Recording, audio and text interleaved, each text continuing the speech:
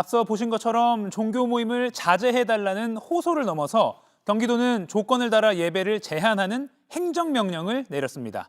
일부 시민들은 아예 전면 금지해달라 이런 민원을 제기하는 상황인데요. 반대로 종교계 일부에서는 이런 건 종교 탄압이다, 위헌적인 것이다라는 주장도 나옵니다. 네, 이가혁 기자 바로 팩트체크를 해보겠습니다. 대다수 교회들은 지금 방역에 협조를 하고 있는데 일부 교회들이 종교의 자유만을 내세워서 지금 대규모 현장 예배를 강행을 하고 있는 거죠? 네, 위헌적인 종교 탄압 같은 주장도 있습니다. 우리 헌법을 보시죠. 네. 제20조 1항 모든 국민은 종교의 자유를 가진다 이렇게 나와 있습니다. 그런데 이 종교의 자유가 절대적인 것은 아닙니다. 헌법 제37조 2항에는 국민의 모든 자유와 권리는 국가안전보장, 질서유지 또는 공공복리를 위하여 필요한 경우에 한하여 법률로서 제한할 수 있으며 라고 돼 있기 때문이죠.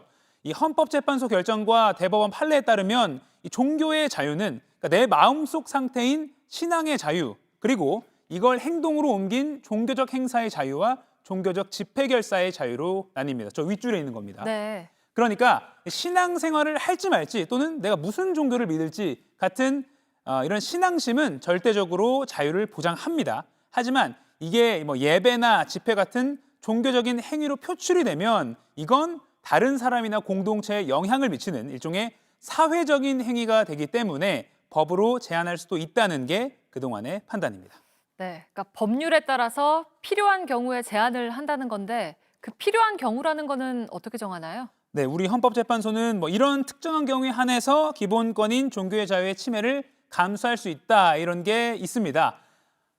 공공복리를 위한 부득이한 경우 또 비례 원칙에 벗어나지 않는 경우 그러니까 침해되는 권리보다 지키려는 공익이 더 큰 경우 그리고 필요한 정도를 넘어서 종교의 자유, 본질적인 내용을 침해하지 않는 경우입니다. 이 종교의 자유, 공익 이런 가치 사이에서 균형과 조화를 이루는 게 중요합니다. 네, 그러면 오늘 경기도 행정명령의 경우에도 이 기준이 적용이 되는 거죠? 네, 그렇습니다. 이 오늘 행정명령 나오기 전에 앞서 뭐 예측 같은 게 많이 나왔는데요. 네. 경기도가 전면 금지를 할 것이다. 뭐 이런 식의 이야기가 나왔을 때 강제적인 명령으로 예배 중단하려는 거냐? 종교의 자유를 무시한다. 이런 비판이 나왔습니다. 그런데 오늘 20일이 지난 오늘 실제로 나온 조치는 다릅니다. 이 감염병 예방법이라는 법적인 근거가 있고요. 또 영구적인 게 아닌 오는 29일까지 한시적인 조치입니다. 그리고 뭐 무조건 다 막겠다 이런 게 아니라 신도들이 들어가기 전에 발열을 체크할 것, 또 식사 제공은 하지 말 것 같은 조건을 달았습니다. 뭐 이런 요건으로 판단해 볼 때 뭐 정부, 지자체가 종교 모임에 대해 간섭할 수 없다거나 위헌이다라는 것을 무조건 단정하기는 어려운 상황입니다. 네. 그러니까 명확한 전례가 좀 없어서 논란인 건데 이 논란이 사실은 해외에서도 지금 일고 있잖아요. 네, 우리처럼 뭐 사회적 거리두기 뭐 유럽, 미국 많이 하고 있는데 대표적으로 네. 미국 사례를 들면요.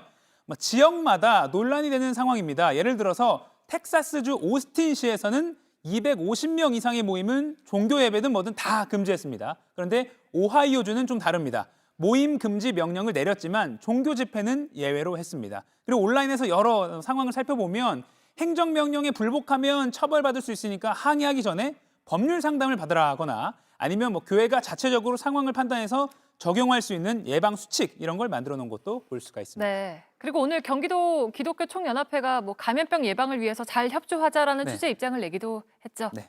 네, 팩트체크 이가혁 기자였습니다.